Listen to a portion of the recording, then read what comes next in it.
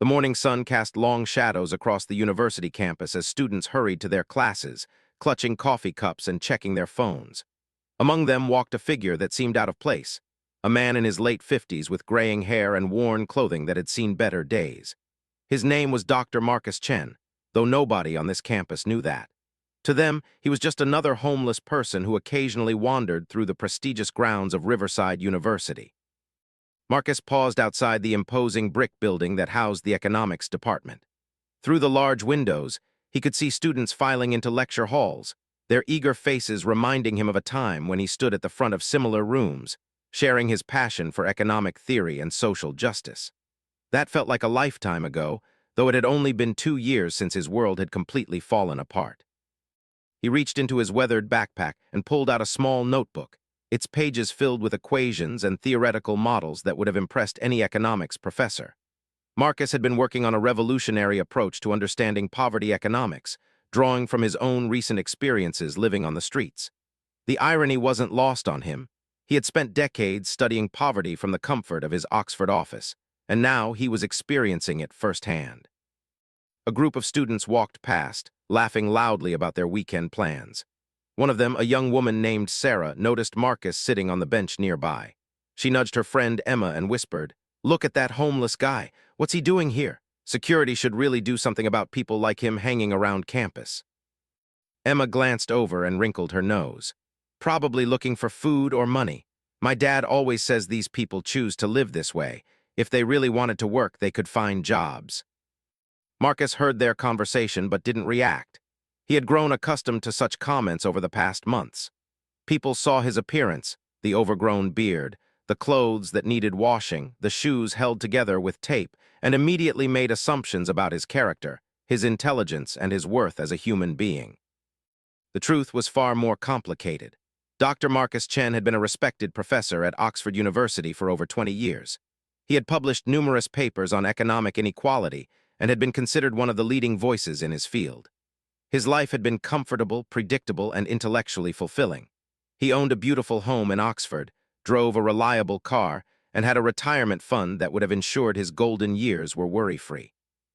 Everything changed when his wife, Helen, was diagnosed with a rare form of cancer. The NHS covered basic treatment, but the experimental therapies that might save her life were available only in the United States, at costs that insurance wouldn't cover. Without hesitation, Marcus had mortgaged their home, liquidated their savings, and taken out loans to pay for her treatment. For 18 months, they lived in a small apartment near the hospital in Boston, spending every penny they had on medical bills.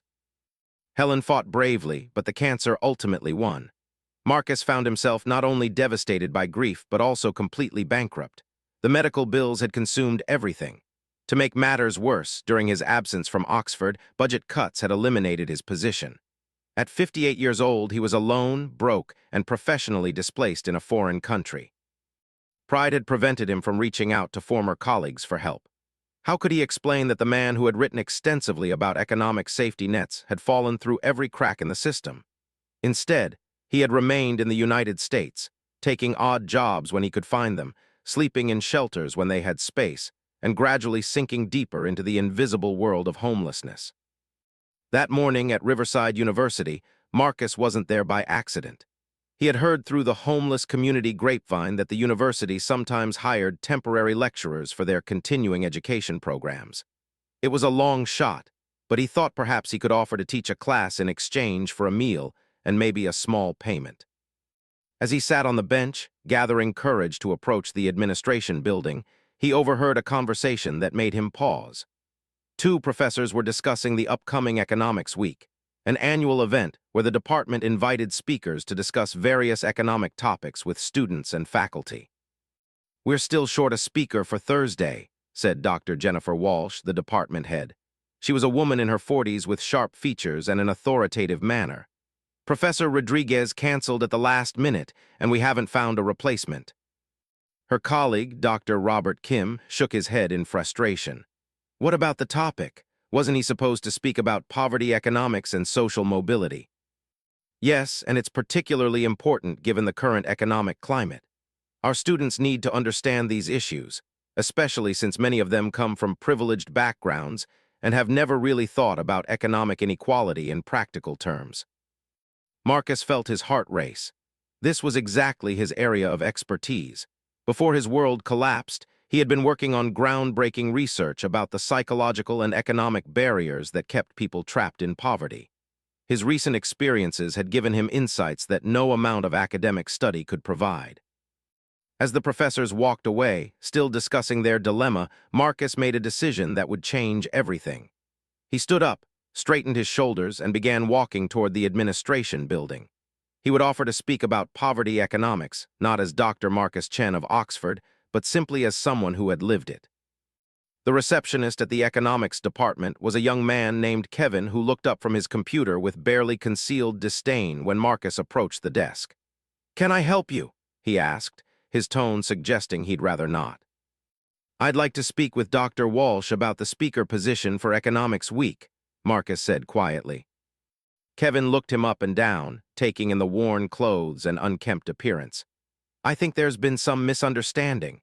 This is the economics department of a major university. We're not a social services office."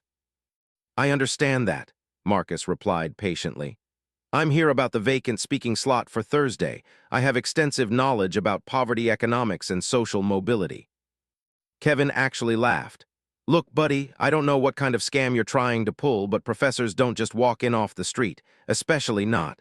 He gestured vaguely at Marcus's appearance. "Especially not people who look like me," Marcus finished quietly. "I didn't say that," Kevin backpedaled, but his meaning was clear. "It's just that we have very strict qualifications for our speakers. They need advanced degrees, published research, university affiliations." "What if someone had those qualifications, but simply didn't look the part you expected?" Kevin was growing impatient. "Look, if you need help, there's a homeless shelter about 10 blocks from here. They serve lunch at noon, but you can't just hang around here bothering people." Marcus nodded slowly. He had expected this reaction, but it still stung. "What if I could prove to you that I'm qualified to speak about poverty economics?" "How exactly would you do that?" Kevin asked sarcastically. Marcus reached into his backpack and pulled out his notebook. "What if I could show you economic models that demonstrate the correlation between educational access and intergenerational mobility? Or perhaps you'd be interested in seeing mathematical proofs of how credit accessibility affects small business development in underserved communities." Kevin glanced at the notebook dismissively. "Anyone can scribble numbers on paper. That doesn't make them an economist." At that moment, Dr. Walsh emerged from her office, having overheard part of the conversation. She looked at Marcus with curiosity rather than judgment. "What's the situation here, Kevin?" "This gentleman claims he wants to speak at Economics Week," Kevin explained, his tone making it clear what he thought of the idea. Dr. Walsh studied Marcus for a moment. Unlike her receptionist, she had spent enough time in academia to know that brilliance could come in unexpected packages. "What exactly did you want to propose?" she asked. "I'd like to offer my services as a speaker for Thursday's session on poverty economics. I have extensive experience in the field, both theoretical and practical." "Theoretical and practical?" Dr. Walsh raised an eyebrow. "I've spent years studying economic inequality from an academic perspective, and more recently, I've had the opportunity to experience it firsthand. I believe I could offer your students a unique perspective that combines rigorous economic analysis with real-world insights." Dr. Walsh was intrigued despite herself. "And your academic background?" Marcus hesitated. He could reveal his Oxford credentials, but something told him that wouldn't be the right approach. If he was going to do this, he wanted to earn the opportunity based on his knowledge and ideas, not his past reputation.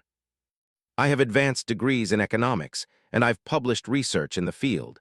But I'd prefer to let my ideas speak for themselves rather than rely on credentials." Kevin rolled his eyes. "Dr. Walsh, you're not seriously considering this." But Dr. Walsh was looking at Marcus's notebook, which he had left open on the counter. Even upside down, she could see that the equations and models were sophisticated and original. "May I see this?" Marcus handed her the notebook. As Dr. Walsh flipped through the pages, her expression changed from polite interest to genuine surprise. The work was not only academically sound, but showed insights she hadn't encountered in current literature. This is quite impressive, she said slowly. Where did you develop these models? Through observation and analysis of real-world economic patterns. When you're living in poverty, you develop a very practical understanding of how economic systems actually function versus how they're supposed to function. Dr. Walsh found herself in an unusual position. Every instinct told her this was highly irregular, but the quality of the work in front of her was undeniable. Kevin, could you give us some privacy? Kevin reluctantly returned to his desk, though he continued to watch the conversation with obvious disapproval. I have to ask, Dr. Walsh said quietly, are you currently homeless? Marcus met her gaze steadily. I am currently experiencing housing insecurity, yes, but that doesn't invalidate my understanding of economics. In fact, it has given me insights that I never could have gained from purely academic study. Dr. Walsh was faced with a decision that could either be brilliantly innovative or spectacularly disastrous. If I were to consider this, what exactly would you propose to teach our students? I'd want to show them how economic theory plays out in the real world, how the unemployment benefit cliff actually traps people in poverty, how the lack of stable addresses creates barriers to employment that economists rarely factor into their models, how the psychology of scarcity affects decision-making in ways that traditional economic theory doesn't account for. As Marcus spoke, Dr. Walsh realized she was listening to insights that could fundamentally change how her students understood economics. This man, regardless of his current circumstances, clearly had a deep and nuanced understanding of economic systems.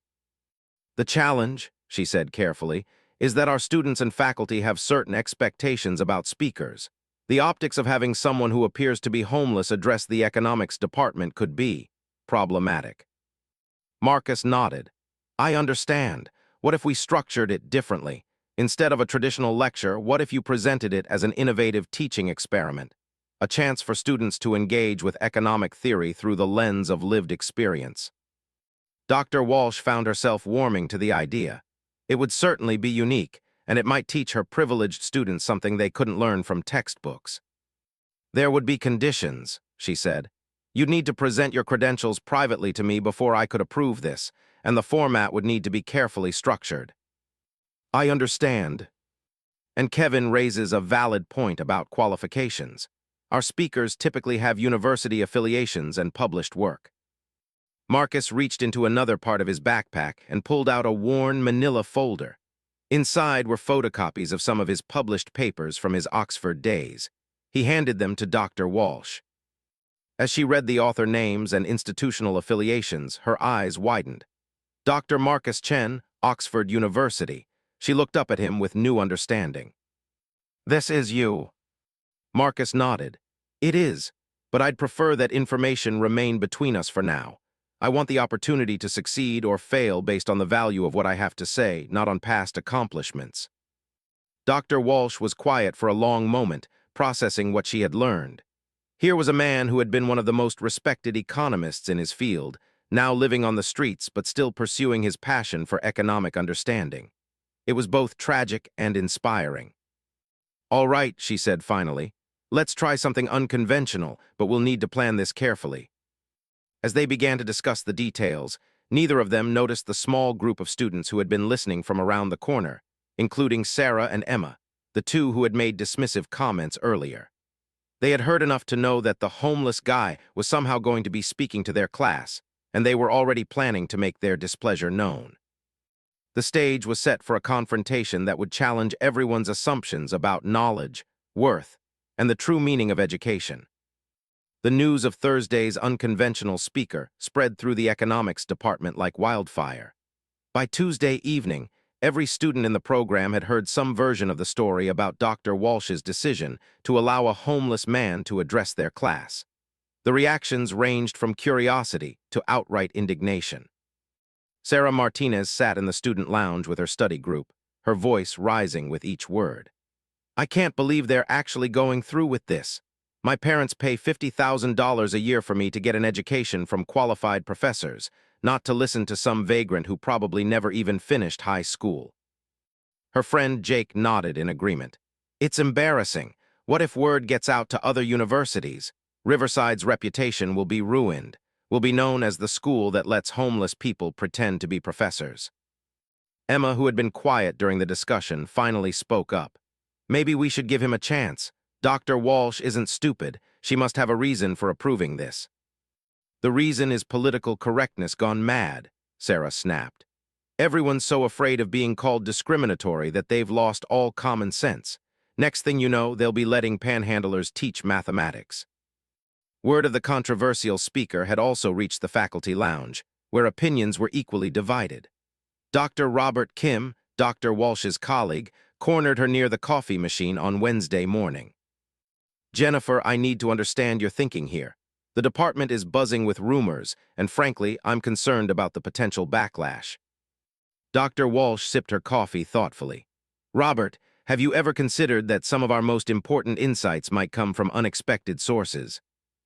Of course, but there are protocols, standards. We have a responsibility to maintain academic rigor. And what if I told you that this speaker has more real-world economic experience than most of our faculty combined? What if his insights could fundamentally change how our students understand the subject they're studying? Dr. Kim looked skeptical. Jennifer, I respect your judgment, but this feels like a dangerous gamble. If this goes badly, it reflects on all of us. Meanwhile, Marcus spent Wednesday night in the university library, one of the few places where he could stay warm and work on his presentation without being asked to leave. The night security guard, an older man named Frank, had grown accustomed to seeing Marcus there and had stopped questioning his presence. Working late again? Frank asked during his rounds. Preparing for tomorrow, Marcus replied, looking up from his notes. Frank glanced at the complex diagrams and equations spread across the table. You studying for something? Marcus smiled quietly. In a way, I'm giving a lecture tomorrow about poverty economics. Frank raised an eyebrow. Really, where at? Here at the university. Frank studied Marcus more carefully. He had noticed that this particular homeless man was different from others who sometimes sought shelter in the library. He spoke educated English, his notes were sophisticated, and he treated the books with the reverence of someone who understood their value. You know, Frank said, I've been working security here for 15 years. I've seen a lot of professors come and go. Most of them couldn't explain their work to a regular person if their lives depended on it. But something tells me you could. Thank you, Frank. That means more than you know. As Thursday morning arrived, Marcus made his way to the campus early. He had managed to clean up somewhat at a shelter's bathroom facility, trimming his beard and washing as best he could. His clothes were still worn, but they were clean.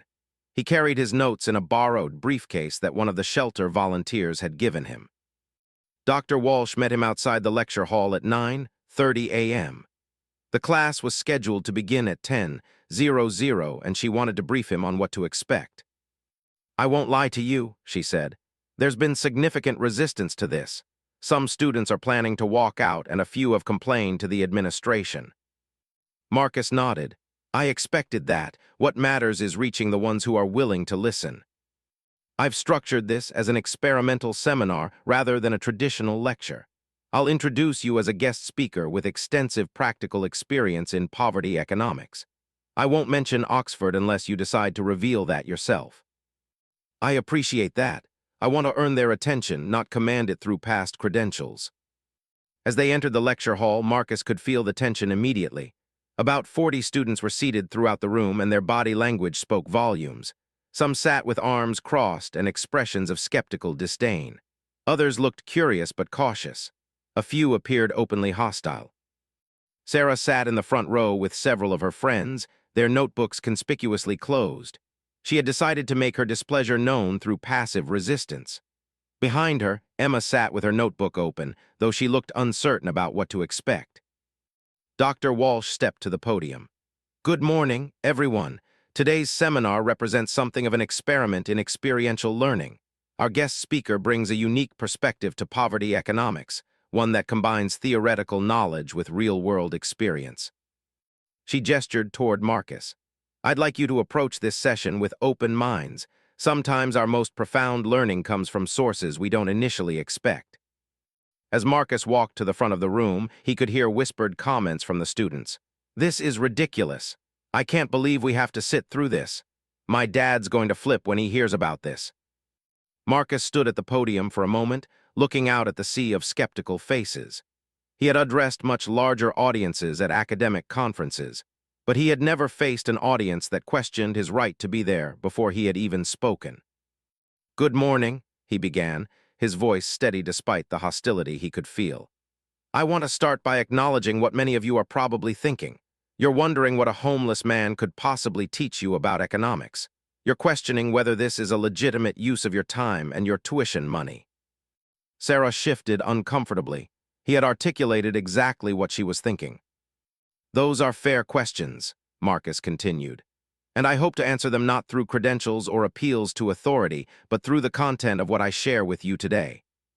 He moved away from the podium, choosing to walk among the students rather than lecturing from a distance. "How many of you have studied the economic concept of rational choice theory?" Most hands went up reluctantly. And according to rational choice theory, individuals always make decisions that maximize their economic benefit, correct? Nods around the room. "So let me pose a question. If that's true, why would someone choose to be homeless? According to rational choice theory, homelessness should be virtually impossible because any rational person would make whatever choices necessary to secure housing." The room grew quieter. This wasn't what they had expected. Marcus walked to the whiteboard and began writing equations. "Let's examine this mathematically. If we define utility as U equals F, housing, food, healthcare, employment, and we assume rational actors seeking to maximize utility, then homelessness should be an impossible outcome." Emma found herself leaning forward, intrigued despite her earlier skepticism. But clearly, homelessness exists. So either rational choice theory is fundamentally flawed, or there are variables in the equation that traditional economic models don't account for. Marcus began writing additional variables on the board. What if we add factors like credit score requirements for housing, background check barriers for employment, the cost of maintaining a stable address for job applications? Jake, one of Sarah's friends, raised his hand skeptically. "But those are just excuses. If someone really wants to work, they can overcome those obstacles." Marcus nodded. "That's a common belief. Let me give you a practical example. Suppose you're looking for a job, you need an address for applications, but you can't get housing without proof of income. You need income to get housing, but you need housing to get income. This is what economists call a coordination failure." He wrote out the mathematical proof on the board, showing how the system could trap individuals in suboptimal outcomes despite their best rational efforts. Now add other variables. Suppose you have a medical bankruptcy in your past through no fault of your own, perhaps a family member's illness. Your credit score is destroyed. You can't get traditional housing, so you're forced into week-to-week motels that cost more per month than a regular apartment would. The room was growing more attentive. Even Sarah had unconsciously opened her notebook. "The weekly motel costs consume so much of your income that you can't save for a deposit on real housing. You're trapped in what behavioral economists call a poverty trap, a situation where rational choices at each step lead to irrational outcomes overall." Marcus drew a complex diagram showing the interconnected economic factors that could trap someone in poverty, despite their best efforts to escape. Dr. Walsh, watching from the back of the room, realized that what she was witnessing was extraordinary. Marcus wasn't just explaining economic theory. He was revealing how it actually functioned in the real world, with insights that could only come from lived experience. A student named Alex raised his hand. "But wouldn't government assistance programs prevent those kinds of traps?" Marcus smiled grimly. "That's an excellent question. Let's examine the mathematics of government assistance." He turned to a fresh section of the whiteboard. Most assistance programs have what's called a benefits cliff. For example, if you earn more than a certain amount per month, you lose eligibility for food assistance, housing vouchers, and healthcare subsidies all at once. He wrote out the equations showing how earning an additional dollar in income could result in losing hundreds of dollars in benefits. So a rational economic actor faced with this choice would logically refuse a promotion or additional hours that would push them over the benefits cliff. They're not being lazy. They're being perfectly rational within an irrational system. The room was now completely quiet, with students frantically taking notes. "This is why traditional economic models fail to predict or explain poverty," Marcus continued. They assume perfect information and smooth utility curves, but the reality is full of discontinuities and perverse incentives. Emma raised her hand tentatively. So how would you fix it? That's the right question, Marcus said, his eyes lighting up. Classical economics suggests that information and opportunity should be sufficient, but behavioral economics shows us that cognitive load, the mental energy required just to survive, actually impairs decision-making ability. He began explaining his original research on scarcity psychology, how the constant stress of poverty literally changes brain function in ways that make escaping poverty more difficult. Sarah, who had planned to walk out, found herself drawn into the discussion despite herself. This wasn't what she had expected at all. The homeless man was presenting economic theories she had never heard before, backed by mathematical models that were more sophisticated than anything in their textbook. But wait, Jake interrupted. If you understand all this theory, why haven't you solved your own situation? The question hung in the air, and Marcus paused for a moment. It was the question he had been expecting, the one that cut to the heart of everything. That, he said quietly, is perhaps the most important question you could ask, and it illustrates the difference between understanding a system and having the resources to navigate it successfully. He returned to the whiteboard one more time.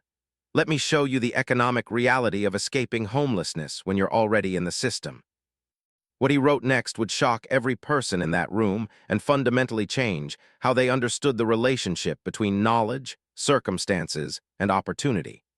The transformation of the classroom was about to become complete, but not in the way anyone had expected when the day began. Marcus turned to face the class, his expression serious but not defensive. Jake's question about why he couldn't solve his own situation had created a moment of profound, teachable opportunity. To answer your question honestly, Marcus began, let me show you the economic mathematics of being homeless in America, even when you have knowledge and skills. He drew a timeline on the whiteboard. Day 1, you lose your housing. Maybe it's medical bankruptcy, job loss, or in my case, spending everything on a loved one's medical care. You now have zero savings, no permanent address, and no credit. The classroom was completely silent now. Even Sarah had stopped pretending to be disinterested. Day 2, you need a job, but every application requires an address and phone number. You can't use the homeless shelter's address because many employers automatically reject those applications. You could rent a PO box, but that costs money you don't have. Marcus wrote out the costs on the board. PO box, $60 per month. Prepaid phone, $40 per month. Interview clothes, minimum $100. Transportation to interviews, variable but significant. Total startup cost just to look for work, $200 minimum. Emma raised her hand. But couldn't you borrow that from someone? From whom? Marcus asked gently. When you're homeless, you quickly discover who your real friends are. Most people are uncomfortable with your situation. They worry you'll ask them for money or want to stay at their house. Social networks disappear remarkably quickly. He continued with his timeline. Day 30. Suppose you somehow overcome these barriers and get a job interview. You're competing against candidates with stable housing, professional references, and recent work history.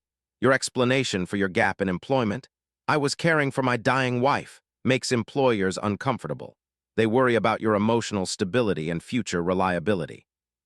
Dr. Walsh watched from the back of the room as her students grappled with these realities.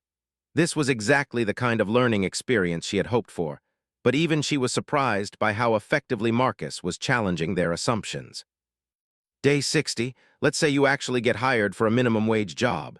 You're earning $800 per month, but you still can't qualify for housing because you need first month's rent, last month's rent, and a security deposit, typically 3 months' rent up front.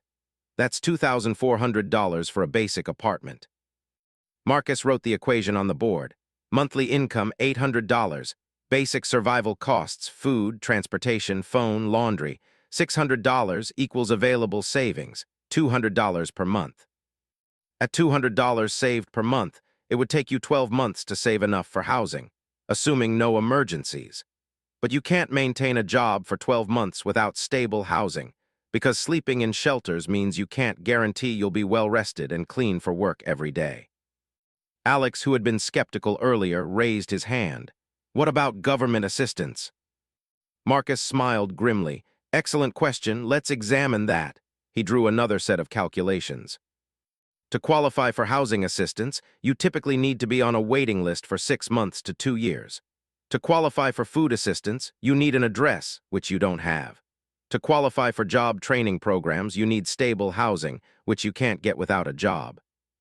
He connected the various requirements with arrows, showing how each program required something the others provided, creating an impossible loop.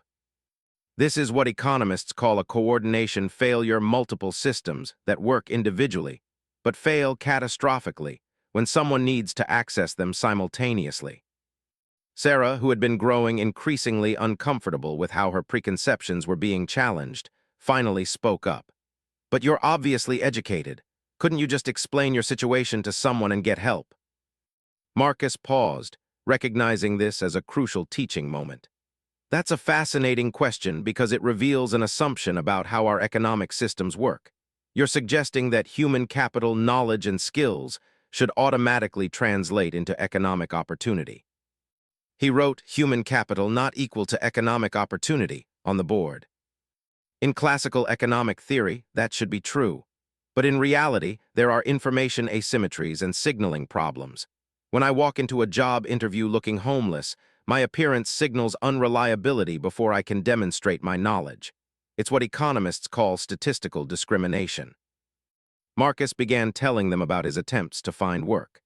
I applied for teaching positions at community colleges, but without a permanent address or professional references, my applications were rejected automatically. I offered to teach for free at adult education centers, but they were concerned about liability issues. I tried tutoring, but parents weren't comfortable having someone who appeared homeless in their homes. I attempted freelance economic consulting, but without an office or professional appearance, I couldn't attract clients. Jake looked confused. But couldn't you just clean up, get some decent clothes? With what money? Marcus asked. Remember, I started with zero resources. A professional haircut costs $20. Interview clothes cost $100 minimum. A gym membership for shower access costs $30 per month. These seem like small amounts until you're earning $0 per month. Emma was taking furious notes. This is like a real-life case study in market failure, she murmured. Exactly, Marcus said, pleased that she was making the connection. Traditional economic models assume that market's clear, that supply meets demand efficiently. But when you're homeless, you're essentially locked out of the labor market despite having valuable human capital to offer. He turned to a fresh section of the whiteboard. Let me show you something that might surprise you. I've been developing a new economic model based on my experiences. What he wrote next was a sophisticated mathematical framework that incorporated psychological factors, social capital, and institutional barriers into traditional economic equations. Dr. Walsh found herself leaning forward. Even with her economics PhD, she was having trouble following some of the more advanced mathematical concepts Marcus was presenting. This model predicts that temporary economic shocks can create permanent displacement from the labor market, even for highly skilled individuals. It's what I call the economic gravity well.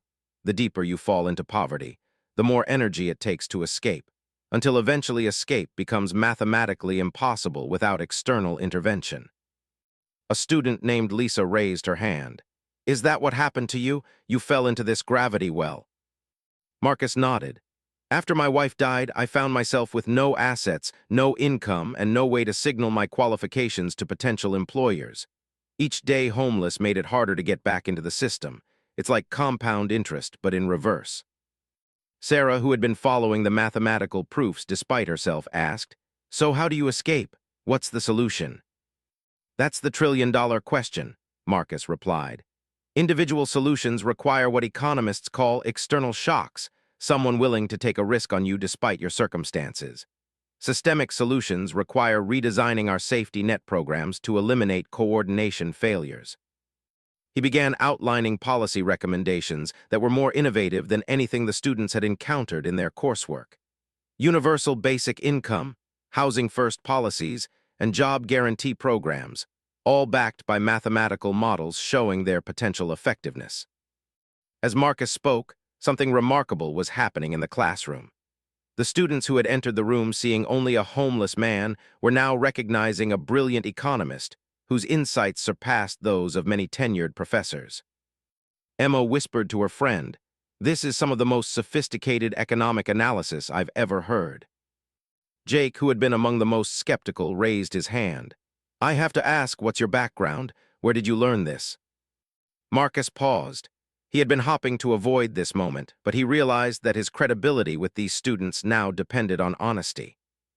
"I spent 23 years as a professor of economics at Oxford University.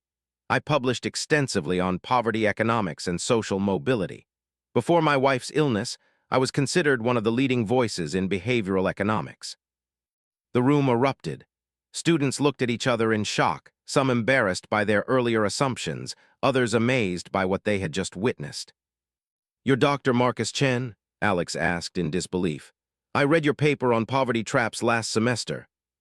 Sarah felt her face burning with shame as she remembered her comments from earlier in the week. She had dismissed one of the world's leading economists as a vagrant who probably hadn't finished high school. Dr. Walsh stepped forward from the back of the room.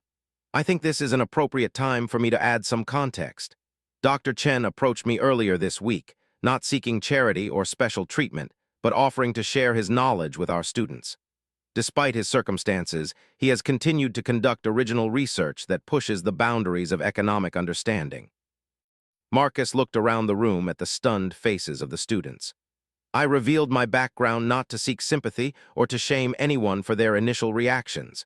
Those reactions are perfectly rational given the information you had. But I wanted to demonstrate something important about human capital and economic signaling." He pointed to the equations still covering the whiteboard. "Everything I taught you today, I knew 3 months ago when I was sleeping in a park. My knowledge didn't change based on my circumstances. What changed was your willingness to listen to that knowledge based on how I appeared." Emma raised her hand tentatively. "So all those times people walked past you on campus?" "I was the same person with the same knowledge, yes. The only thing that changed was your perception based on external circumstances." The implications of what Marcus was saying began to sink in. How many brilliant minds were being overlooked because they didn't fit expected patterns? How many solutions to complex problems were going unheard because the people proposing them didn't have the right credentials or appearance? Sarah finally found the courage to speak. "Dr. Chen, I owe you an apology. I said some horrible things about you earlier this week." Marcus shook his head gently. "You responded rationally to the information you had. That's not something to apologize for. But I hope this experience will make you think twice about dismissing ideas based on their source rather than their merit." Jake raised his hand again. "What happens now? I mean, you've just given us one of the most eye-opening lectures of our academic careers. Are you going back to sleeping in shelters?" Dr. Walsh stepped forward again. "Actually, that's something Dr. Chen and I discussed before class. Riverside University has an opening for a visiting professor of applied economics. If Dr. Chen is interested, I'd like to recommend him for the position." The class erupted in applause. Marcus felt tears welling up in his eyes, the first time he had allowed himself to feel hope in months. "There's one condition," Dr. Walsh continued with a slight smile. "The position requires teaching undergraduate courses on poverty economics. I hope that's something you'd be comfortable with." Marcus looked out at the classroom full of students who had gone from dismissing him to hanging on his every word. "I think I could manage that," he said quietly. As the class ended and students filed out, many stopped to shake Marcus's hand or ask questions about his research. Sarah approached him hesitantly. "Dr. Chen, I wanted to ask if you'd be willing to speak to my economics club about this experience.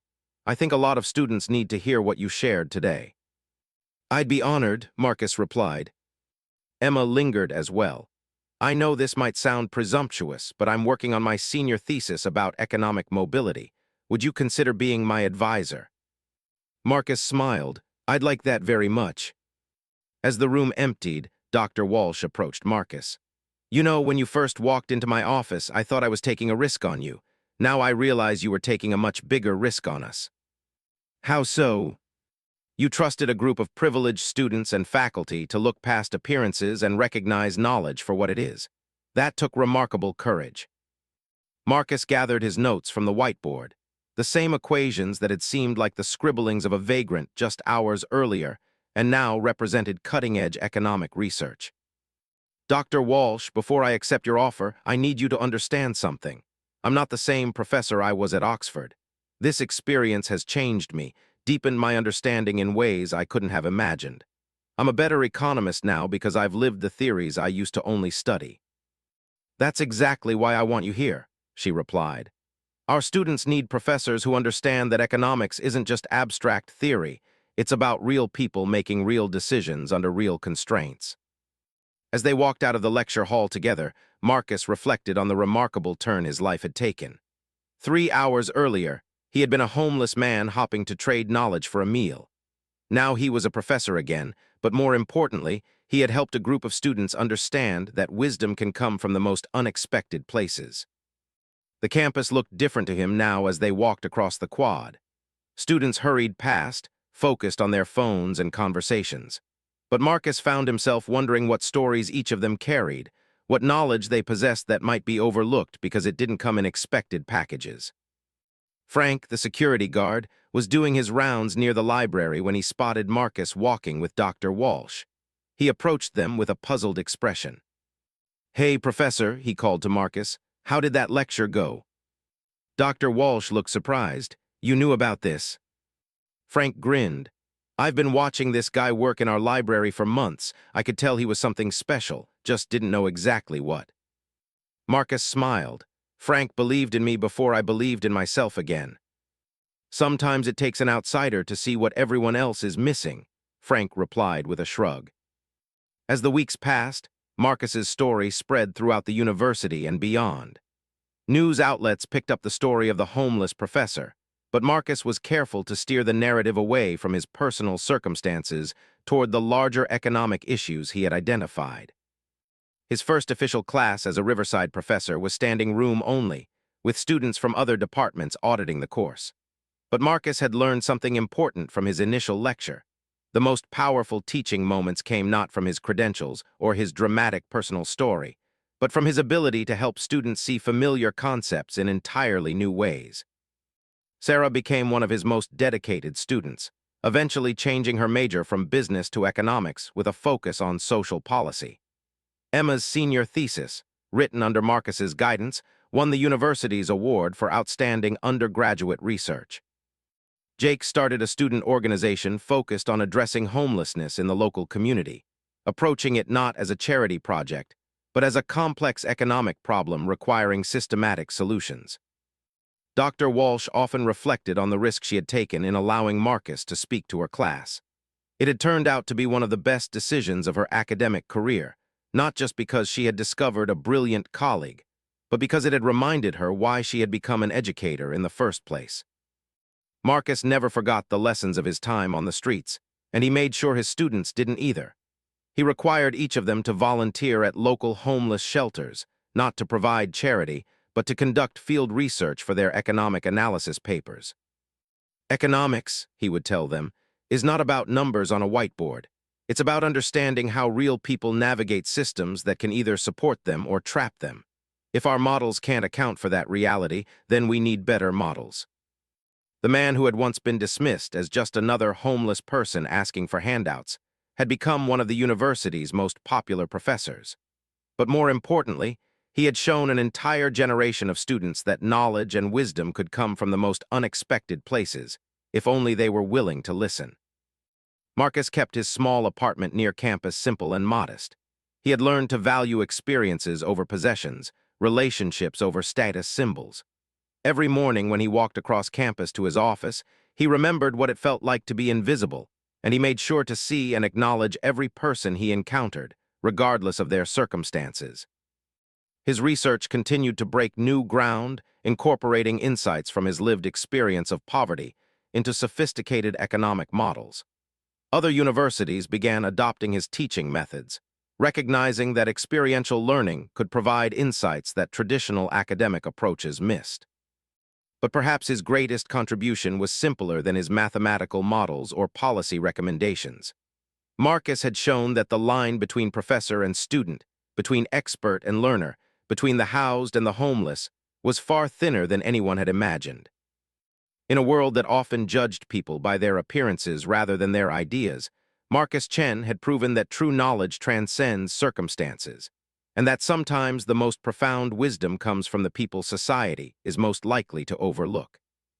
The student who had once asked, "May I teach for a meal?" had reminded an entire university that learning, at its best, is always a mutual exchange, and that the most valuable lessons often come from the places we least expect to find them.